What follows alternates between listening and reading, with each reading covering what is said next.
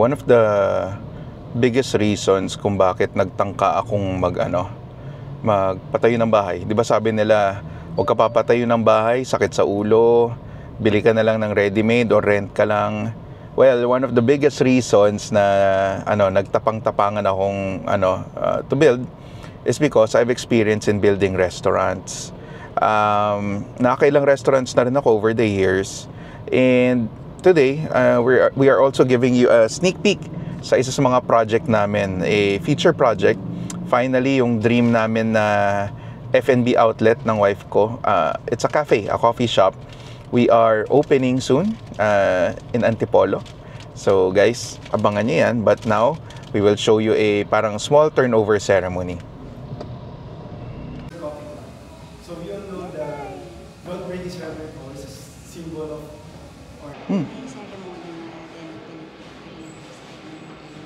True. We are beginning today, should live it out. If the Lord does not give the house, in vain will it be. Tapos helmet.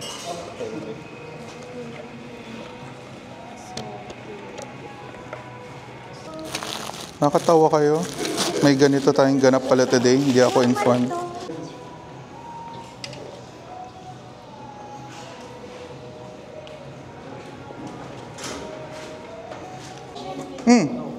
Ako kuha ako. So ganito. Di ba mabigat yan? Yan. Tapos ang ko lalagay dito. Wow. Yehey. Cute naman ng ribbon. O, ganun lang? Basagin na? Okay. Talaga?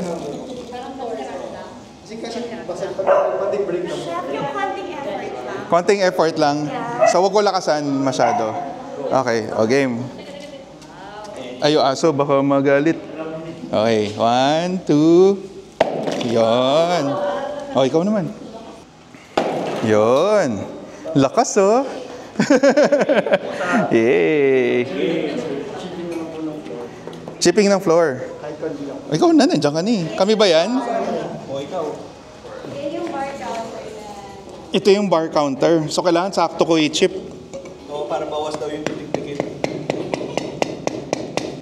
Yun. Okay na yun?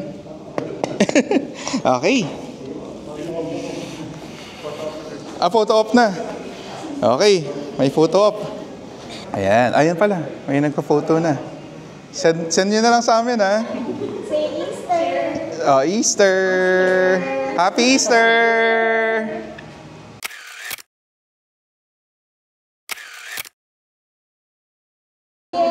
Yay! Rabbit, di ba?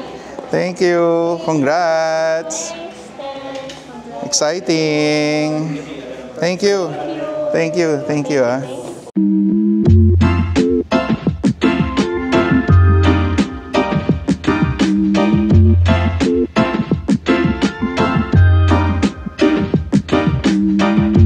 Cheers. Oh, cheers. Cheers.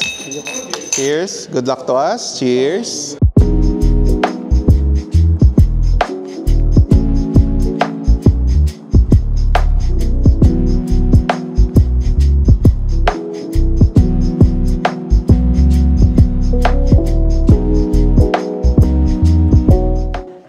My kitchen has arrived. We did a modular kitchen. This is from IKEA. We haven't assembled it yet. Good thing about IKEA is they can actually assemble it for you. Well, hopefully, I get to talk to them soon about the assembly schedule. Tinatapos muna namin yung electricals. Yan. Enjoy na siya sa kanyang tiles. Yung Dexterton tiles natin ay very homey and very very comfortable para sa dog namin. We're here with my former classmate, batchmate, si Gabby. I just remembered that he does mid-century modern furniture. So guys, if naghahanap kayo, just hit him up on Facebook. Yeah, on Facebook. Gabby De Vera. Ayan. So nagkataon lang. So we're looking kasi we're spreading out the construction of our furniture. Some with Gabby. Some we were buying. Some, like yung mga couch namin, we're talking to people like yung friend ko rin, si Ali Carlos. So yun. Si Dad, tumutulong na rin as project manager here for our house. So yan, kausap niya sila foreman. Kasi nasa final stretch na kami ng construction. We want to make sure we finish on time. Medyo magsabihan. Basig-basig na lang. Ayaw mo ka mo kinds of growth actually. Quite high. Dapat ito 1 meter ko. Tama na. Kasi naka-side table dito. Mas design. Pwede ka na magkape dito na ako. So this was a mixed day today, a bit of highs and lows. So super happy kami doon sa yung parang ceremonial namin na turnover and groundbreaking for our new business, yung Easter Coffee Club. We're proud to announce that's going to be our new cafe or coffee business. And problema after that, it's right outside our village. We went to our house, yung site.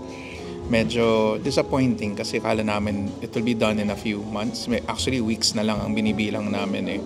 Pero it seems like we're so far away from that pa. Yes.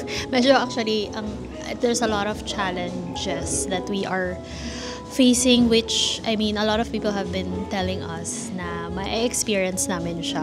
Pero nung eto na, dumating na, di namin na-expect na OA yung challenge. But I think what we're experiencing is medyo OA than usual. So, I don't know. We are just hoping na matapos na siya agad because while we just did the cafe opening, well, the cafe, hindi siya opening eh, ano ba yun? Groundbreaking. The groundbreaking of the cafe. Sana mauna kaming makalipat sa bahay before the cafe opens kasi mas madali for us to manage and monitor everything that's happening there when we're here in the same area kasi yung medyo malayo pa kami. Yun lang naman, sana. Yeah, so there, we're done with today's agenda. So we're just gonna eat now. There's a roast beef place right outside our village, beside our cafe called Resties. Yeah. Roast beef. We've tried this before. We've tried it before. Okay naman siya. So we'll show you yung lunch namin. So that's it, guys. Join us for lunch. Join us for lunch and again, don't forget to click on like and subscribe. Subscribe to our new channel. Ang hirap mag-build ng bagong audience dahil yung dati ko marami na yung cooking video ko pero itong itong vlog hindi pa. So yun. Okay, see you guys. See you. So, Lunch muna kami. The B-side on YouTube and on Facebook. Bye.